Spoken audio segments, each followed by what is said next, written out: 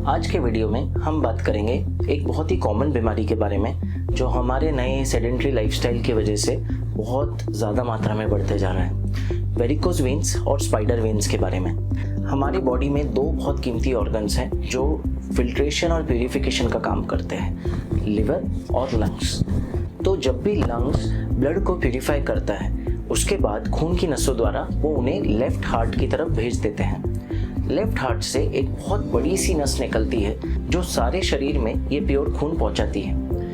ये नसों को आर्टरीज बोलते हैं और ये आर्टरीज की दो प्रॉपर्टीज है। पहला, जैसा हमने देखा, ये प्योर खून कैरी करती है। दूसरा, ये खून बहुत ही हाई प्रेशर पे चलता है। क्यों इतने हाई प्रेशर पे चलता है? क्योंकि एक, हार्ट 24 घंटे इसे पंप कर रहा है एकदम अच्छे प्रेशर से। दूसरा, ये खून को गुरुत्वाकर्षण या ग्रेविटी के साथ ट्रैवल करना है, इसलिए इसके लिए बहुत आसान हो जाता है तेज़ी से चलना। साधारण तौर पे हम देखेंगे जब हम किसी का बीपी लेते हैं तो 120/80 मिलीमीटर मर्क्यूरी आता है। ये उन नसों का प्रेशर है और गलती से कोई ये नस को काटे तो बहुत फवारे की तरह खून फैलता है। अगेन, ये हाई प्रेशर आर्टरीज है जो कटती है। इसके विपरीत जब ये आर्टरीज सारा पोषण, न्यूट्रिएंट्स, ऑक्सीजन दे देती है चमड़ी को, मांसपेशियों को, तो जो नसों का काम है ये दूषित खून को या पोषण रहित खून को वापस हार्ट तक पहुंचाना और लंग्स तक पहुंचाना फिल्ट्रेशन के लिए, इन नसों को वेन्स कहते हैं। पैरों में दो प्रकार की वेन्स होती है, डीप वेन्स जो गहरी वेन्स है अंदर से चलती है, और सुपरफिशियल वेन्स जो थोड़ा ऊपरी कोर्स लेती है। आर्टरीज के विपरीत वेन्स की प्रॉपर्टी है कि एक, इसमें दूषित खून है क्योंकि सारा पोषण दिया जा चुका है और जितने टॉक्सिन्स, फ्री रेडिकल्स सारे इस ब्लड में एक्यूमुलेट हो चुके हैं। दूसरा, ये खून बहुत ही ज़्यादा स्लो स्पीड और स्लो प्रेशर से चलता है क्योंकि ये वेन्स के पास कोई पंप नहीं है जो इसे हार्ट की तरह ऊपर पुश करे और इसे गुरुत्वाकर्षण या ग्रेविटी के विरुद्ध ट्रैवल करना है। इसलिए भगवान ने दो मैकेनिज्म्स बनाए हैं जिससे ये ब्लड ऊपर चढ़े और इसे दिक्कत ना आए।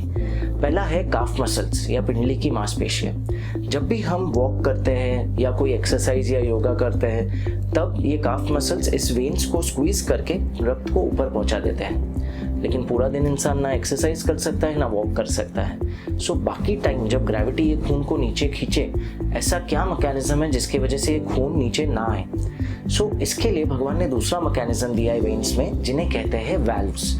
ये वाल्व्स एक तरफा दरवाजों के समान हैं जो तभी खुलते हैं जब ये खून ऊपर ट्रैवल करता है, और जैसे ही ये खून नीचे आने की कोशिश करता है ये वाल्व्स बंद हो जाते हैं। लेकिन कुछ जेनेटिक टेंडेंसी की वजह से और लाइफस्टाइल या प्रोफेशन रिलेटेड ट्रिगर्स की वजह से ये वाल्व्स डैमेज हो जाते हैं और दो तरफा दरवाजे बन जाते हैं। जब हम एक जगह खड़े रहे और एक्सरसाइज ना करें तो ये नीचे की तरफ भी खुल जाते हैं और रक्त को नीचे भी आने देते हैं, जिसके वजह से ये वेन्स में ये दूषित खून कलेक्ट होते रहता है और ये वेन्स सूजती चलती है। इस पूरी बीमारी को क्रॉनिक वीनस इनसफिशिएंसी कहते हैं। अब देखते हैं कि क्रॉनिक वीनस इनसफिशिएंसी जब ये वाल्व्स डैमेज होते हैं तो किस तरह प्रोग्रेस होता है। शुरुआत में जब ये वाल्व्स डैमेज हो जाते हैं और ये पतली सी धागे जैसी नसों में जब रक्त जमा होने लगता है तो ये नसें एड़ी के पास मकड़ी के जाले समान दिखने लगती है। ये फर्स्ट स्टेज है इस बीमारी का, जिसे कहते हैं स्पाइडर वेन्स। अगर इसी स्टेज पे आप इसे पहचान लें और अपने इंटरवेंशनल रेडियोलॉजिस्ट के पास जाए तो वो आपको कुछ ऐसे प्रिवेंशन मेजर्स बताएंगे जिससे ये प्रोग्रेस नहीं होगा। पर यदि इस स्टेज में इसे नोटिस ना किया जाए और करेक्ट ना किया जाए अपने लाइफस्टाइल मेजर्स को, तो फिर ये नसें धीरे धीरे एक रस्सी समान मोटी हो जाती है और काफ़ी टॉर्चुअस मोटी नसें दिखने लगती है पैरों में, जिसे वेरिकोज वेन्स कहते हैं। ये स्टेज पे ये सिर्फ पैरों में भारीपन और दर्द प्रदान करती है, लेकिन यदि इस स्टेज पे भी इग्नोर कर दिया जाए तो सिम्टम्स और बढ़ सकते हैं। धीरे धीरे जब ये नसों की कैपेसिटी खत्म हो जाती है रक्त को रोक के रखने की, तो ये रक्त में से कुछ सफ़ेद प्लाज्मा बाहर लीक होता है जिसे लिम्फेटिक फ्लूइड बोलते हैं और एड़ी के पास या पैरों में सूजन पैदा करने लगता है। और क्योंकि ये दूषित खून है या दूषित प्लाज्मा है, यही सफ़ेद प्लाज्मा जो जमा हो रहा है चमड़ी के नीचे, ये धीरे धीरे चमड़ी को और उसके अंदर की चर्बी को नुकसान पहुंचाने लगता है, जिससे चमड़ी में कालापन शुरू हो जाता है, धीरे धीरे अपस्कर्श शुरू हो जाता है जिसे लाइपोडर्मेटोसिस स्क्लेरोसिस बोलते हैं मेडिकल लैंग्वेज में, और फाइनली घाव बनने लगता है। ऐसे घाव जो किसी ट्रीटमेंट के बावजूद नहीं ठीक हो सकते जब तक हम इन वेन्स और इनसे लीक होते हुए दूषित खून को ना रोकें। कुछ प्रोफेशंस में ये वेरिकोज वेन्स बहुत कॉमन है, जैसे कि traffic inspectors, teachers, nurses, labourers, क्योंकि ये प्रोफेशंस में एक जगह खड़े रहने का काम है, जिसके वजह से एक्सरसाइज नहीं होती है, खून ऊपर जल्दी नहीं चढ़ता है और वाल्व्स पे बहुत जोर करता है, इसलिए ये वाल्व्स जल्दी डैमेज हो जाते हैं। मेरे ओपीडी में यदि 100 पेशेंट आते हैं तो 60 से 80% पेशेंट्स बिना किसी सर्जरी या एंजियोग्राफिक इलाज के कंप्लीटली ठीक हो जाते हैं या ये डिजीज़ को कंप्लीटली कंट्रोल कर लेते हैं कुछ सिंपल लाइफस्टाइल मेजर्स के साथ। पहला, जो सबसे मूल कारण है इस बीमारी का, एक जगह खड़े रहना या बैठने की आदत, इसको आपको अवॉइड करना है। जितना हो सके आपको एक ही जगह खड़े रह के काम नहीं करना है। दूसरा, जब भी आप आराम करें या सोने के लिए जाएं, आपको अपने पैर ऊंचे रखने हैं। पैर के नीचे 1 या 2 तकिए लगा दीजिए ताकि पैर ऊंचे हो जाए और ग्रेविटी के साथ रक्त ऊपर चले जाए हार्ट की तरफ, नीचे नसों में ना जमा हो। तीसरा और बहुत ज़्यादा इम्पोर्टेंट, आपको दिन में 2 बार वॉक या एक्सरसाइज ज़रूर करना है। 30 मिनट यदि आप वॉक कर सकते हैं बहुत अच्छा है। काफ मसल्स कॉन्ट्रैक्ट करेंगे और ये दूषित खून को ऊपर भेज देंगे, नीचे जमा नहीं होने देंगे। पर बारिश के कारण या किसी और कारण आप वॉक पे नहीं जा सकते हो तो आप सिंपल एक्सरसाइजेस कर सकते हो, चाहे वो फिजियोथेरेपी हो या योगा हो, जिससे अगेन ये मसल्स कॉन्ट्रैक्ट होंगे और रक्त को ऊपर भेज देंगे। चौथा और सबसे महत्वपूर्ण, जैसा हमने डिस्कस किया, आप 24 घंटे एक्सरसाइज नहीं कर सकते, वॉक नहीं कर सकते और कई बार आपके प्रोफेशन की डिमांड है कि आपको एक ही जगह खड़े रहने हो। ऐसे केसेस में आपको सुबह नहाने के बाद थोड़ा सा टैल्कम पाउडर या कुछ लगा के ग्रेड 2 कंप्रेशन स्टॉकिंग्स चढ़ानी है, जो सीधा फुट से लेके थाई तक टाइट प्रकार की सॉक्स या स्टॉकिंग्स हैं, जो इतना प्रेशर बना के रखेगी पैरों के इर्द गिर्द कि ये जो सुपरफिशियल नसें हैं जिनके वाल्व्स डैमेज हुए हैं और जिसमें दूषित खून जमा हो रहा है, वो पूरी तरह दब जाएगी और खून ऊपर चले जाएगा और उनमें जगह ही नहीं बचेगा खून जमा होने का। आखिर में एक कंजर्वेटिव सिंपल मेडिसिन है डायोस्मिन, जो एक हर्बल एक्सट्रैक्ट है जिसके बहुत सारे ब्रांड्स हैं, डेफ्लॉन, वेनोस्मिन, जो आप अपने इंटरवेंशनल रेडियोलॉजिस्ट से प्रिस्क्राइब करके भी ले सकते हैं। ये भी काफ़ी मदद करता है ओवरऑल पेन, खिंचाव और स्वेलिंग में। ये सिंपल 5 तरीके जो मैंने आपको बताए, यदि आप ये फॉलो करो तो 60 से 80% चांस है कि आपकी बीमारी उसी स्टेज पे कंट्रोल हो जाएगी और प्रोग्रेस नहीं करेगी।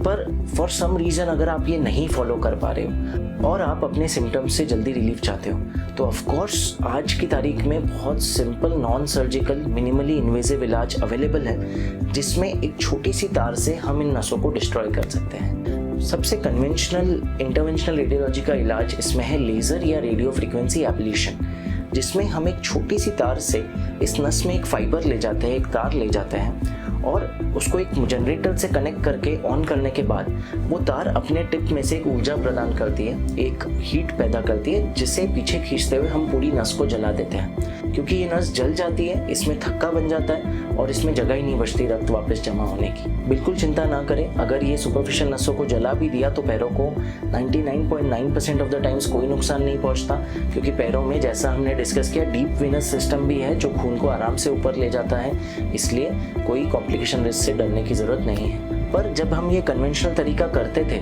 इसमें मेहनत बहुत थी, क्योंकि मल्टीपल लेवल्स पे हमें ठंडा सलाइन और एनेस्थेटिक एजेंट इंजेक्ट करना पड़ता है ताकि ये हीट आजू बाजू के अंगों को, चर्बी को ना अफेक्ट करे, स्पेशली नर्व्स को। लेकिन सब प्रिकॉशंस लेने के बावजूद कुछ पेशेंट्स में नर्व जरूर जलती थी, जिसके वजह से पैरास्थेसियास होता था। ये सब साइड इफेक्ट्स कम हो और इंटरवेंशन में जनरल एनेस्थेशिया या स्पाइनल एनेस्थेशिया की जरूरत ही ना पड़े, इसलिए सबसे आधुनिक इलाज आया है वीनासील। वीनासील एक लिक्विड गोंद का नाम है जो बहुत ही प्रोप्राइटिव एडेसिव एजेंट है, जिसे मेट्रॉनिक कंपनी ने बनाया है। ये एजेंट को एक छोटे से तार से इसी प्रकार से लेके जाया जा सकता है वेन के अंदर, और इस एजेंट का एक एक ड्रॉप हम थोड़ी थोड़ी दूरी पे इंजेक्ट करते हैं और फिर वेन को दबा देते हैं बाहरी तौर से।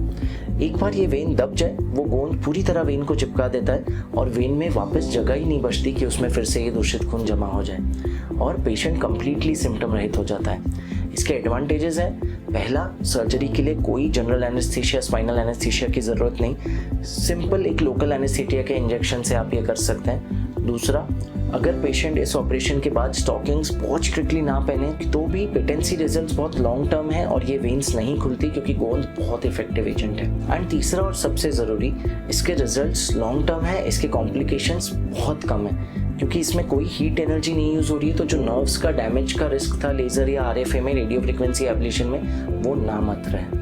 इस प्रोसीजर के सबसे मेन एडवांटेजेस है कि ये एक ओपीडी या डे केयर प्रोसीजर है, ये प्रोसीजर को करके पेशेंट ओटी टेबल से खुद चल के वार्ड तक जा सकता है और कुछ ही घंटों में पेशेंट को डिस्चार्ज किया जा सकता है। अच्छी बात यह है कि 99% मेडिक्लेम कंपनीज आज इस प्रोसीजर को अप्रूव करती है, क्योंकि ये FDA अप्रूव प्रोसीजर है और लाखों करोड़ों पेशेंट्स में ट्राई हो चुका है दुनिया में। सो इसलिए अगर आपको वेरिकोज वेन्स की बीमारी है, चाहे वो स्पाइडर वेन्स के रूप में है या वेरिकोज वेन्स बन चुकी है, जिस भी स्टेज पे आपको ये बीमारी प्रेजेंट की है, तुरंत अपने नज़दीकी इंटरवेंशनल रेडियोलॉजिस्ट से मिलिए और इस सुपर स्पेशलिटी का लाभ उठाइए। सुरक्षित रहिए, सशक्त रहिए।